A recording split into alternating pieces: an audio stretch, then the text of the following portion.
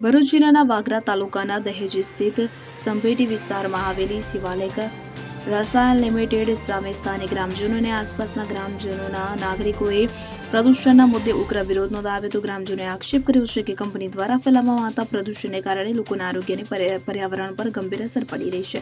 ખાસ કરીને રાત્રે 10 વાગ્યા બાદ અને બપોરના સમયે અસહ્ય દુર્ગંધ ફેલાય છે, જેના કારણે રહેવાસીઓ, વૃદ્ધો અને નાના બાળકોને શ્વાસ લેવામાં ભારે તકલીફ પડે છે।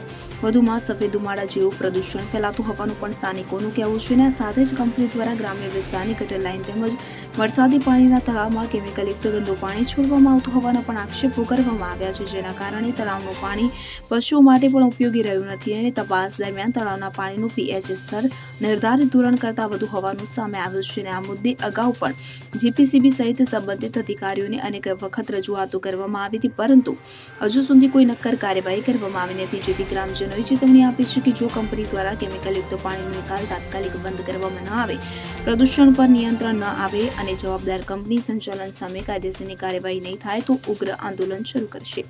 मैं बनियाल संपेटी गाम में रहूँ छूँ। यहाँ बड़ा मारे साथे जे संपेटीना गामना ज बधा वतनी अने यहाँ बाजूमां अमारी केमिकल कंपनी आवेली छे। ये पोल्यूशन कंपनी एकदम छे। ये केमिकल तळावमां छोड़े छे गटर लाइने अने तळावनी अंदर ઊંડી મચ્છી મરી ગઈ છે। બધા પશુઓને પણ નુકસાન કરે એવી પોલ્યુશન થઈ ગયેલું છે। જો અમારે આ તળાવ ખાલી કરાવવું પડશે અને નહીં તળાવ ખાલી કરે તો એના પર અમે ધરણા પર બેસવા તૈયાર છીએ અને અમારે તાત્કાલિક આ તળાવ ખાલી કરવું જોઈએ અને બહુ જ નુકસાન થઈ રહેલું છે આ ગામને। તો આના માટે અમે પહેલાં ઉપરથી નમ્ર વિનંતી કરીએ છીએ કે જે આ ગામને નુકસાન ના થાય અને પોલ્યુશન સાફ કરી બતાવે। શિવાલિક કંપની ઘણીવાર વિવાદમાં જણાવવામાં આવે છે। આજરોજ શિવાલિક કંપની જે ટ્રેન લાઇન કરી મુખ્ય પ્રશ્ન શું છે? મતલબ કે તમારો મુખ્ય પ્રશ્ન શું છે? કંપનીમાં તકલીફ શું છે?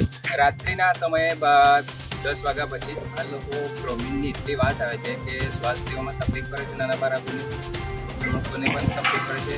અમુક ટાઈમે બપોરે પણ સ્મેલ આવે છે, બહુ સ્મેલ આવે છે, એટલે શ્વાસ લેવામાં એટલી તકલીફ પડે છે।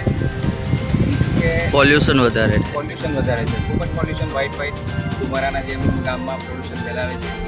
આ લોકોને ઘણીવાર જણાવવા છતાં પણ હજુ કોઈ કારણ આવ્યું, કોઈ એક્શન નથી લીધી કોઈ અધિકારીને। અમે કેટલી વાર આ લોકો જીપીસીબીને પણ જાણ કરેલી છે, છતાંય આ લોકો કંઈ પેટનું પાણી નથી હલતું। આજના દિવસે પણ આ જે ગટર લાઇન છે, જે ગ્રામ્ય વિસ્તારની જે તળાવમાં પાણી જાય છે, વરસાદી પાણી, એ પાણી એટલું પ્રદૂષિત છે। એ પાણી અમે તળાવમાં જે છે એમાં ઢોરને પીવાલાયક પાણી છે। ગ્રામના લોકો કપડાં ધોવામાં વપરાશના ઉપયોગમાં થાય છે। હવે આજે માછલી એટલી ત્યાં તળાવમાં મળી ગઈ છે કેમિકલ પાણીના લીધે। અમે હમણાં ચેક કર્યું તો એમાં pH 6% પાણી pH 6% આવવું જોઈએ તો 8% આવે છે, આલ્કાઇલ મિક્સ છે એવું જાણવા મુજબ જણાવ્યું। તો કંપનીને બસ એટલી અપીલ કરીએ કે એ તળાવમાં જે ખરાબ પાણી છે બહાર નિકાલ કરી દે।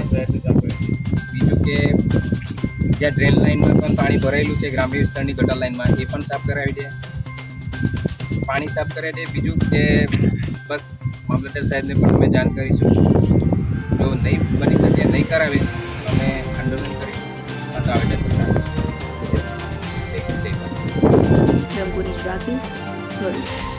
હવે જુઓ દેશ દુનિયાની તમામ ખબરો તમારી આંગળીના ટેરવે। ઉઠાવો મોબાઈલ અને ગૂગલ પ્લે સ્ટોર પરથી ડાઉનલોડ કરો અમારી CN24 ન્યૂઝ મોબાઈલ એપ।